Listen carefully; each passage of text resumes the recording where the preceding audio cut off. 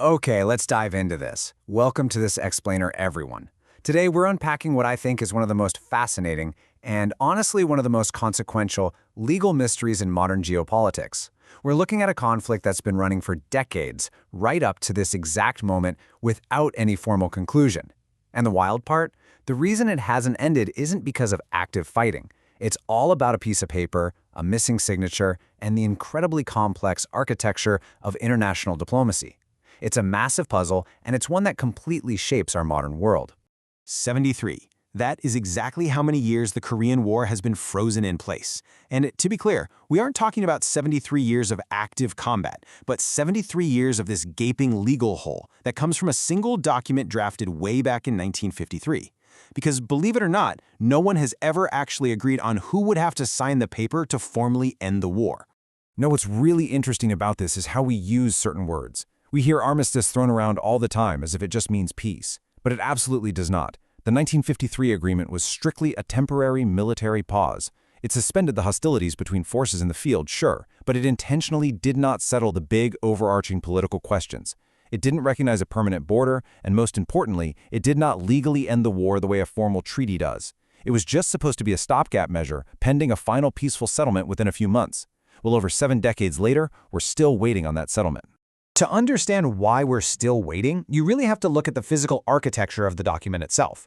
Take a look at the actual signatures on the 1953 armistice. You've got General Mark W. Clark signing for the United Nations Command, you have Kim Il-sung for the Korean People's Army, and Peng Dehuai for the Chinese People's Volunteers. But notice the shocking absence at the bottom?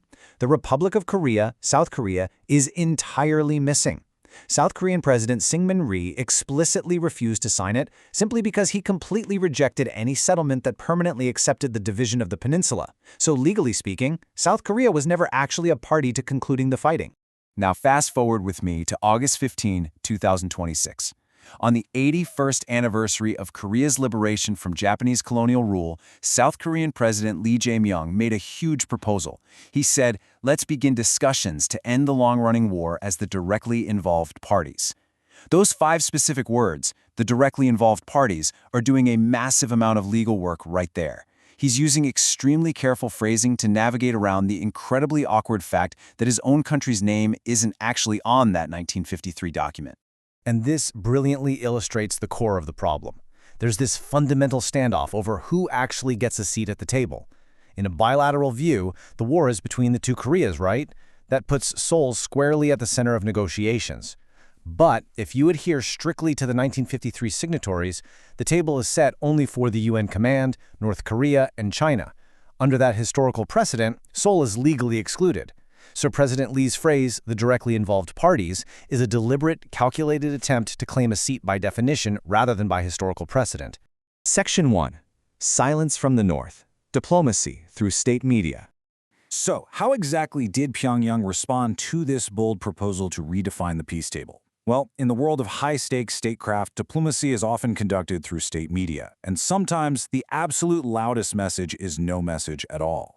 Following President Lee's address, North Korean state media, specifically the Korean Central News Agency and the Rodong Sinmun, returned absolutely zero results about the speech. They completely ignored it. They chose instead to focus their coverage entirely on commemorative events. And by doing this, they effectively left Seoul's offer in this state of diplomatic limbo. They didn't outright reject the terms, but they certainly didn't accept them either. To really contextualize this silence, we need to look back at past statements from Pyongyang, specifically from influential voices like Kim Yo-jong. The North's historical stated objection is that South Korea cannot offer anything it doesn't first clear with the United States. Because Washington commands the Allied forces and holds the major security guarantees and sanctions, Pyongyang argues that Seoul lacks true independent negotiating power, and therefore, they aren't a directly involved party in the way President Lee claims. By staying totally silent, Pyongyang leaves that structural objection standing without even having to utter a single word. Let's move to Section 2 and see how this builds. The other channel. Washington and Beijing enter the fray.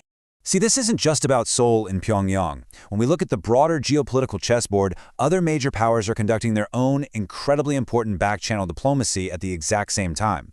Just days after President Lee's speech, U.S. President Trump publicly stated that Kim Jong-un had actually responded to his request for a conversation. Now notice the structural asymmetry here. Washington makes an approach and gets an answer. Seoul makes an offer and gets complete silence. But what's really fascinating is that President Lee strategically endorsed this U.S.-led outreach, even if it means potentially scaling back routine allied military exercises like the Ulchi Freedom Shield. Seoul is tactically accepting this asymmetry just to ensure a functional channel remains open, basically hoping that whatever moves through that Washington channel carries South Korean content. Meanwhile, China was setting an incredibly intense diplomatic pace in 2026. You have Chinese Foreign Minister Wang Yi in Pyongyang in April, Russian President Putin in Beijing in May, Chinese President Xi Jinping in Pyongyang in June, and then crucially, Wang Yi visiting Seoul in August. Beijing is actively consolidating its northern relationships with Russia and North Korea, while simultaneously extending an open hand to a key treaty ally of the United States. They are moving fast. During that August visit to Seoul, Wang Yi stated that Beijing intends to play a, quote, constructive role for peace on the Korean peninsula.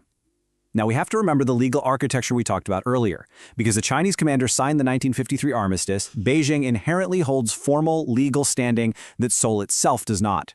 China is making it very, very clear. If there's gonna be a peace treaty, they intend to be in the room and they absolutely expect to be invited.